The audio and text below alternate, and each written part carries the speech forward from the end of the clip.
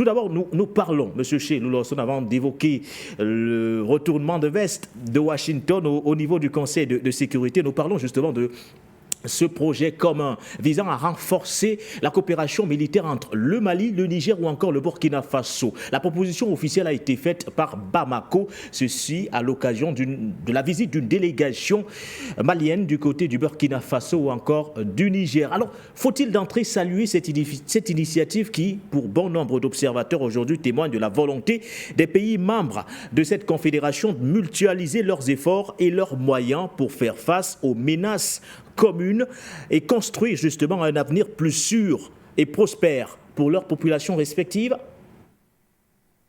Absolument, absolument. On ne peut que saluer cette initiative. Il faut même avouer que cette initiative nous a surpris parce que nous estimons que déjà, avec l'alliance du Liptako-Gourmand, la Confédération, et aussi l'initiative, la rencontre des chefs d'état-major des trois pays, on avait en tout cas la certitude qu'il y a déjà une programmation militaire, sécuritaire, pour pouvoir apporter la sécurité à ce territoire du Sahel qui, à peu près, il faut le signaler, 2 millions de kilomètres carrés avec 70 millions d'individus. Et donc, vu que le Sahel est au cœur de l'agression néocoloniale, de la prédation, de la violence, on voudrait faire du Sahel un État chaos, un État de déstabilisation permanente de l'Afrique, qui a commencé par la déstabilisation, en tout cas la guerre imposée à la Libye, qui a vu déverser des hordes de terroristes. On nous parle d'Al-Qaïda, on nous parle d'État islamiste, alors que l'Afrique n'a rien à voir avec ça. Et donc, c'est l'OTAN, c'est l'Occident qui, par ces guerres de proxy, veut donc affaiblir le Sahel. Alors, la volonté des grands leaders maliens, Assimi Goïta, le colonel Assimi Goïta, du Burkinabé, Traoré également du général Tiani, leur volonté, leur ambition de s'arracher, d'aller vers la rupture avec la politique néocoloniale des Occidentaux, de défendre la dignité des Africains, le développement des Africains, bien évidemment que ça n'a pas beaucoup plu dans des officines de déstabilisation du chaos. Et donc, une violence est organisée pour les ramener à la case de départ. Et donc, la sécurité devient une condition sine qua non si on veut vraiment prendre les éléments de puissance, les éléments de cette rupture, les éléments, n'est-ce pas, de cette indépendance qui va amener, et donc qui va mettre le plat, qui va débroussailler le champ, n'est-ce pas, d'une vraie politique de développement et de souveraineté du Sahel et partant de toute l'Afrique. Donc, il me semble que cette démarche s'inscrit justement dans la sécurisation du territoire, parce que si vous êtes souverain, vous devez avoir la puissance de votre souveraineté, vous devez avoir le pouvoir de contrôler votre territoire, et nous savons que la mécanique, le stratagème mis en place par les Occidentaux depuis ces 60 dernières années consiste à enlever aux Africains leur capacité d'assurer leur défense, puisque les armées sont tout simplement des gardes prétoriens depuis ces 60 dernières années. Et donc la volonté, n'est-ce pas, la montée en puissance des patriotes militaires qui ont compris le jeu occidental, qui ont décidé de libérer leur pays en symbiose avec leur peuple pour aller vers le développement, vers la sécurité, vers le bien-être collectif, vers une économie florissante, pour transformer le Sahel en un Eldorado, en un paradis, en un lieu parasidiaque, un peu comme les pays du Golfe l'ont fait depuis ces 75 dernières années. Il me semble que la sécurité est devenue une condition sine qua non pour pouvoir atteindre cet objectif. Alors, cette programmation militaire, me semble-t-il, doit être abordée à 3 niveaux principalement, M. Nguédé. Le premier niveau, c'est la guerre immédiate, puisque les Otaniens, les Occidentaux s'organisent encore pour ramener le Mali, le Burkina et le Niger dans une forme de guerre larvée, de guerre asymétrique à travers des terroristes qui sont en train d'armer. Donc, il faut très rapidement écarter la menace, neutraliser ces militaires, leurs sources de financement, leur support et en même temps leur base pour que cette menace soit définitivement écartée. Mais on sait que lorsque les militaires montent en puissance, eh bien, les Occidentaux vont leur fournir davantage d'armes, notamment les drones qui sont signalés au nord du Mali, ou d'autres pays narco-trafiquants ou comme l'Ukraine vont s'y mettre. Et donc, il faut monter en puissance, comme l'a dit le président Ibrahima Traoré.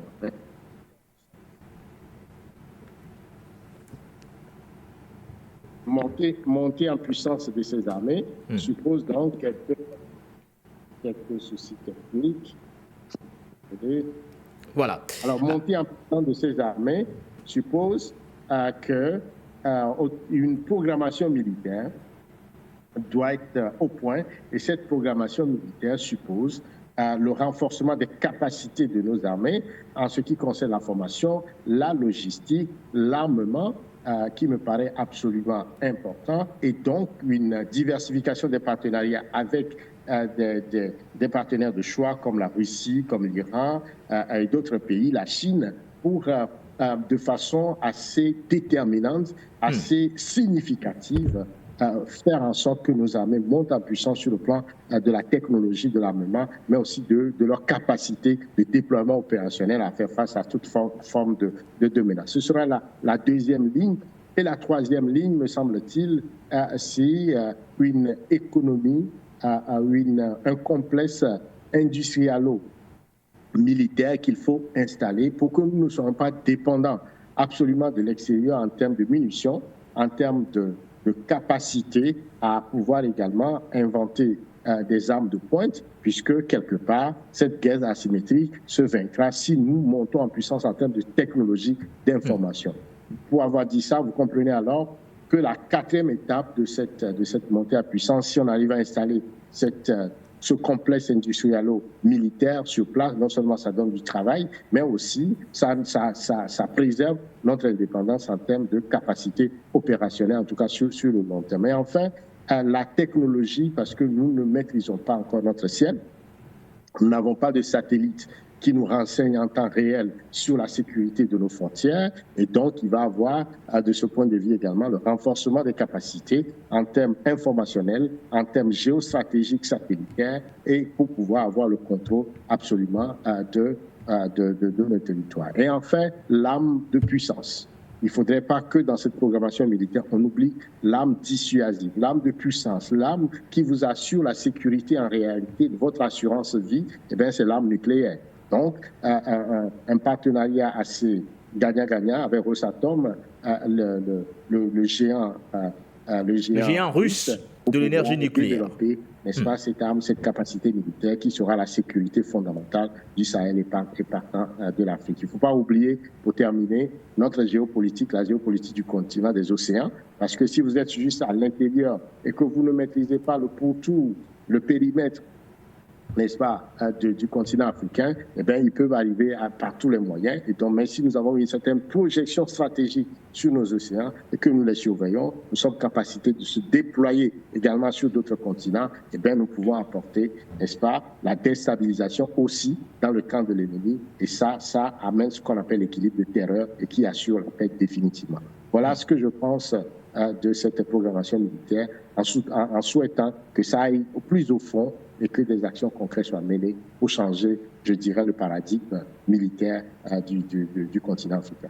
Dans quelques instants, nous reviendrons sur le communiqué, entre autres, rendu public par nos confrères de AES Info sur cette actualité. Mais doit-on voir justement en ce geste, ou du moins en cette action de mutualisation, ou du moins de renforcement de leur coopération militaire, un acte en réponse justement à cette stratégie d'encerclement qui est actuellement en cours de préparation par Washington. Nous apprenons également, M. Shea Lawson, aujourd'hui, que les États-Unis seraient en négociation avec certains pays côtiers de l'Afrique de l'Ouest pour le redéploiement de ces bases, du moins de leurs bases militaires. Le Bénin est évoqué de très près, tout comme le Ghana, la Côte d'Ivoire également. Doit-on inscrire justement ce renforcement des liens, du moins la coopération militaire, dans le cadre d'un acte en réponse justement à cette stratégie, cette manœuvre américaine d'encerclement qui aurait logiquement pour objectif de déstabiliser les pays membres de la Confédération de l'AES? Tout à fait. L'union fait la force et nous estimons que dans cette programmation militaire, il faudrait qu'il monte la cadence et qu'il aille très très vite, pour ne pas parler tout simplement de programmation militaire, mais aussi d'une armée intégrée de l'AES, tout simplement. Cette armée a cette responsabilité de surveiller tout le territoire des 3 pays. Et donc, quand vous parlez d'une armée intégrée, ça veut dire que vous parlez d'une armée commune aux 3 pays. Absolument. Voilà. Une armée commune aux 3 pays dont le rôle, la responsabilité serait donc de protéger l'intégrité des 3 territoires et en même temps d'assurer le bien-être des populations, de biens et services des populations qui vivent sur les 3 territoires. Et cette armée doit avoir une vision même de projection stratégique en dehors justement du périmètre du Sahel pour surveiller également les pays côtiers, mais tout le continent africain. Donc son ambition, son rôle, sa stratégie, son dépassement d'horizon serait une capacité, une puissance, n'est-ce pas, militaire qui va en dehors du Sahel, mais en même temps de protéger tout le continent. Et comme ça, eh bien, les Africains doivent rapidement se mobiliser et dire aux États-Unis, les Africains, après 60 ans de colonisation, de néocolonisation, pardon, 100 ans de colonisation et 600 ans, n'est-ce pas, d'esclavage, où si l'Amérique est développée aujourd'hui, la force de travail, n'est-ce pas, cette force de travail gratuite qu'ils sont venus chercher, en tout cas les esclavagistes européens sont venus chercher en Afrique, eh bien, c'est ça qui a permis, n'est-ce pas, à l'Amérique de disposer de sa capacité, en tout cas, des richesses sur le plan économique qu'il dispose aujourd'hui. Et il n'y a jamais eu de réparation. Il n'y a pas eu de réparation, n'est-ce pas, vis-à-vis du continent africain, face à le fait qu'il y a eu cette hémorragie, cette saignée des bras valides des hommes et des femmes, n'est-ce pas, qui ont développé, en tout cas, qui devraient, si c'était sur le continent, devraient développer le continent. Donc, nous avons un quiproquo par rapport aux États-Unis. Nous avons, n'est-ce pas, une dette vis-à-vis des États-Unis. Il va falloir qu'on pose fondamentalement, n'est-ce pas, cette question sur la table. On ne peut pas continuer par rester dans une forme de néocolonialité où les États-Unis nient la violence de l'esclavage, la violence de la néocolonialité et aussi des guerres qu'ils ont supportées sur le continent et qui continuent par maintenir l'Afrique dans le sous-développement. Et donc, aujourd'hui, l'Afrique n'a pas besoin de base militaire. Que les Africains, ensemble, élèvent les boucliers, surtout dans tous les pays, pour dire on n'a pas besoin de base militaire, on a besoin de développement, on a besoin de transfert de technologie, on a besoin de formation, on a besoin d'intelligence, n'est-ce pas, de scientifiques pour que le potentiel africain soit mis en valeur sur le plan économique. C'est quoi cette affaire de nous envoyer des bases militaires? Vous êtes développés, vous êtes riches, vous accumulez vous attirez toute la richesse mondiale vers vous. Et ce que vous envoyez à l'Afrique, c'est des bases militaires pour vos intérêts à vous, alors que ces bases militaires, ça dépense des millions de dollars par jour sur des territoires où les Africains n'ont pas d'eau, n'ont pas d'électricité, n'ont pas de couverture sanitaire, n'ont pas d'éducation, et les enfants africains meurent, n'est-ce pas, faute de soins, et vous venez installer des bases militaires. C'est-à-dire que du point de vue de l'intelligence, c'est une façon encore de considérer les Africains qui sont des adolescents, des arriérés mentaux, et on peut faire n'importe quoi avec eux. Il suffit seulement de les blaguer avec quelques potions, quelques rations alimentaires, et quelques promesses, eh bien, ils sont prêts à tout accepter. C'est quoi cette affaire? A-t-on besoin de bases militaires? Donc, il faudrait qu'il y ait une protestation de la société civile un peu partout sur le continent africain pour rejeter ces bases militaires qu'on propose à nos dirigeants. Et ces dirigeants qui les acceptent, eh bien, sont en train de se projeter dans une forme de protection, d'atavisme, pour que les États-Unis les maintiennent au pouvoir ad vitam. Donc, pour leurs propres intérêts, leurs intérêts égoïstes, ils sont prêts à sacrifier leur pays, à vendre leur pays, eh bien, pour les intérêts américains. Et cette présence, cette base, tout simplement, est les premiers pas, n'est-ce pas, d'une guerre que les États-Unis préparent, parce que partout où on voit les Russes, on veut les attaquer. On veut éviter, on revient donc, je dirais, à l'architecture de la guerre froide. Et la guerre froide, on sait combien de conflits ça a créé. Si on prend le cas de l'Angola, la guerre a duré 20 ans. C'est la désolation, c'est le désordre, c'est le chaos, c'est des morts inutiles.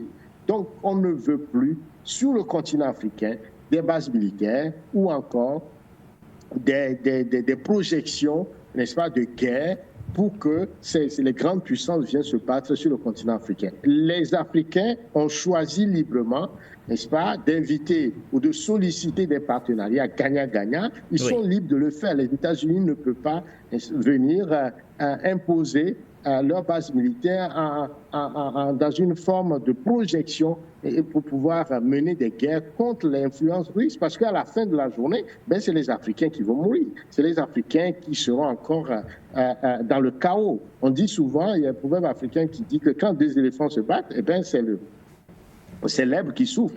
Et il faudrait déjà qu'on refuse l'installation des bases militaires sur le continent. On ne peut le faire que quand l'Afrique va vers le panafricanisme, une vision politique intégrée, une forme de projection qui fait en sorte que nous avons conscience de notre vision, de là où on veut aller, pour que l'Afrique ne soit pas, n'est-ce pas, à la merci des labins, des vassaux qui décident en fonction de leurs intérêts de faire quoi que ce soit avec l'Afrique. L'Afrique, on la doit seulement à l'Afrique.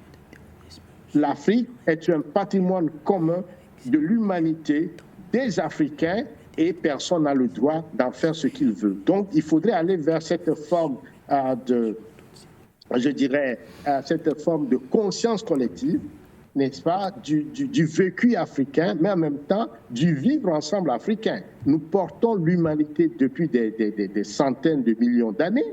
Cette humanité, nous déterminons l'avenir de cette humanité, puisqu'aujourd'hui, la population américaine, bien qu'elle a été dessinée dans les siècles passés, en tout cas pour les 600 ans d'esclavage, aujourd'hui, la population africaine est évaluée à 1,5 milliard. Donc l'avenir du continent où 30% de cette population est essentiellement jeune, et donc l'avenir du continent, du monde, c'est l'Afrique qui la détient. Et on ne peut pas permettre justement que l'Afrique soit à la merci de la politique américaine, de la politique prédatrice de l'OTAN ou encore des puissances comme ils l'ont fait de par le passé. Je pense à la balkanisation de l'Afrique à travers la conférence de Berlin ou encore le projet esclavagiste ou le projet colonial. Aujourd'hui, ils sont en train de se repositionner pour une nouvelle colonisation.